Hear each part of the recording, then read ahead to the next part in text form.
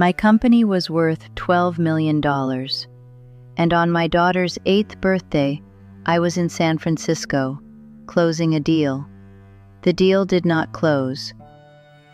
My name is Margaret. I am 75 years old, and I spent 6 years building a company that no longer exists. The company made software for hospitals. We were good at it. At our peak in 2017, we had 41 employees and $12 million in revenue. I want to tell you about a birthday I missed, and a bankruptcy I did not see coming, and what I found on the other side of losing everything. Emma's 8th birthday was October 14th, 2004. I flew to San Francisco that morning to close a contract. The contract fell through at 3 in the afternoon. I flew back that night. Emma was asleep. I did not wake her up. I stood in the doorway, and I told myself, next year. I told myself next year for 5 more birthdays. And then Emma stopped expecting me to be there. That is the moment you do not notice until it is already behind you. The company filed for bankruptcy on March 7, 2019. I was 58 years old. 6 years of my life was in that filing. The reason was not the market. The reason was not the product. The reason was that I had been in the building 16 hours a day for 6 years.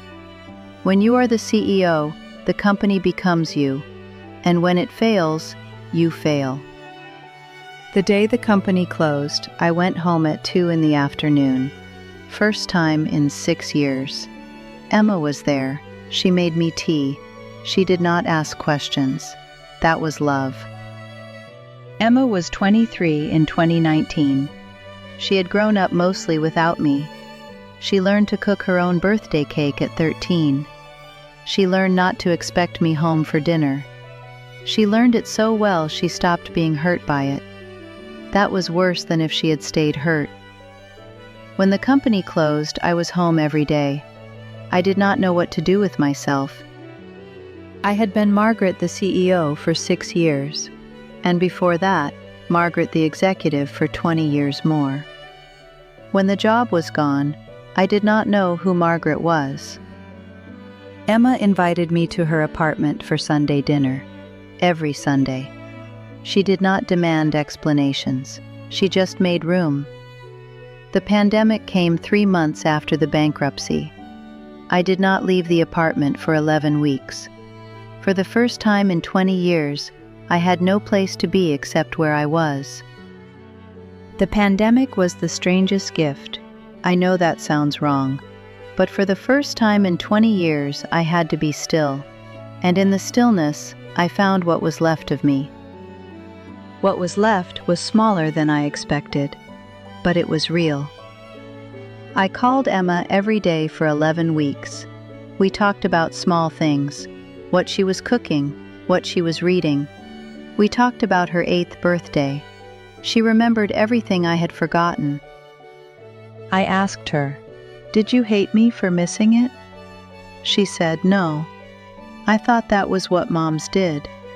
And that broke me more than anything, because she had built her life around my absence. I told her I was sorry. She said, "I know, you are here now." 4 words. That cost me 20 years of missing. I am 75 years old. The company is gone. The 12 million is gone. Emma and I have dinner every Sunday. I arrive at 6. She is always there.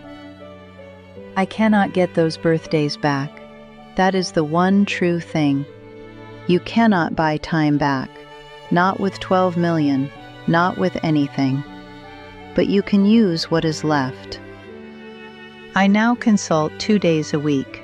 4 days I spend with people, with Emma, with myself. If you are building something now at the cost of someone you love, I am not here to say stop. I am here to say the birthday does not come back. They stop expecting you, and that is worse. Use what is left. Call Emma. Call your Emma. Not tomorrow, Not after this deal, today. She is not waiting forever, and neither are you.